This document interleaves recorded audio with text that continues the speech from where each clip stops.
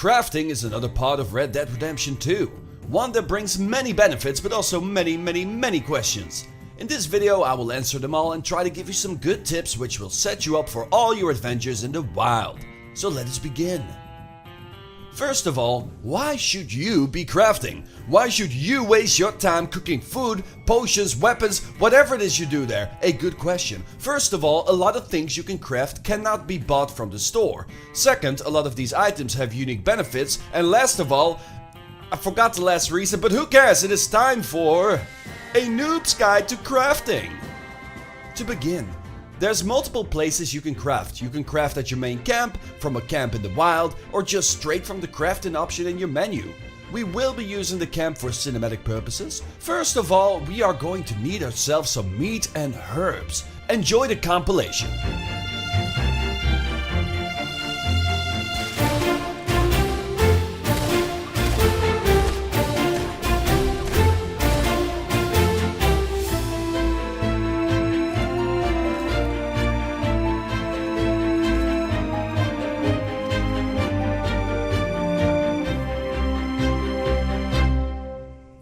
There. Now if that hunting looks somewhat similar of what you do in the game, might I quickly recommend my noob's guide for hunting in Red Dead Redemption 2 video? I will link that in the description of this video, and in Bill Williams' words, I implore you to watch that.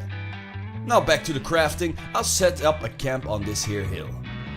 Now there we go. Now to go over to the menus, so we obviously go into crafting. There are 6 menus: provisions, tonics, ammo, weapons, hunting and horse care. We start at provisions. Now of course, because of that enormous fuckfest with killing all the animals I could find, there are a bunch of options available. You simply cook one of these by pressing A, then decide whether to munch it right away or stow it away for later consumption.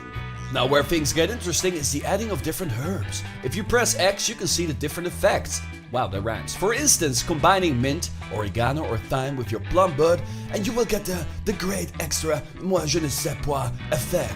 It doesn't matter with what you combine it with, it will always give the same effect, except for one kind of meat.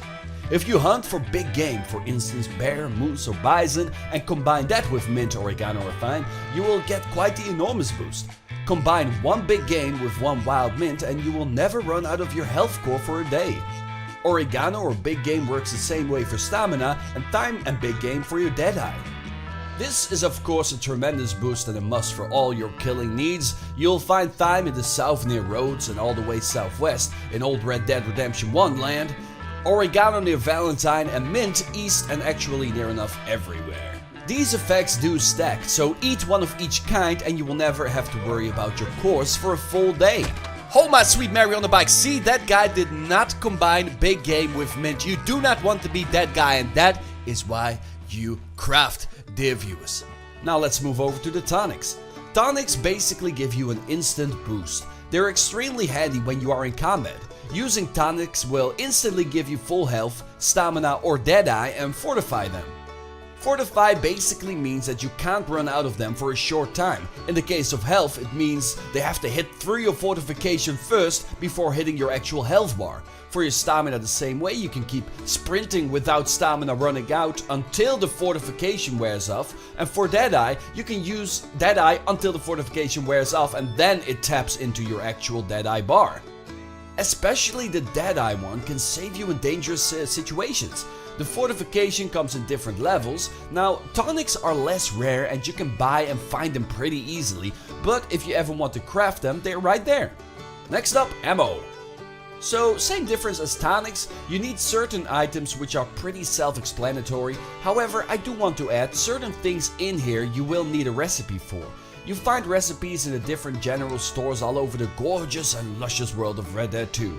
Now a handy thing to craft are the small game and improved arrows. If you carry those around, you can kill any animal in the game without losing the stars or the quality of the pelts. From the biggest to smallest ones, all with your bow. You basically use the small game arrows for tiny critters and improved arrows for the big bastards.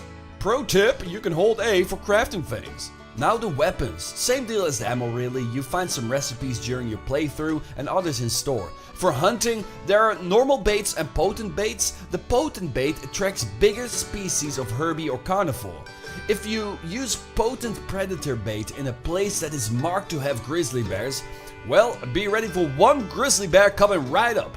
And last up, your horse care. The fortification is always pretty handy in all circumstances, but to be honest, this is one of those things you can buy and obtain pretty easily and pretty much anywhere, just like tonics.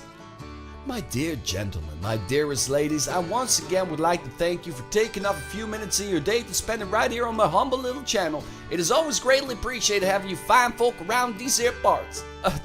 Okay, I will never do that again. Be sure to subscribe for more Red Dead Redemption 2 content, and as always, thank you for watching. Be sure to drop a cheeky like on the video, and peace out, chaps.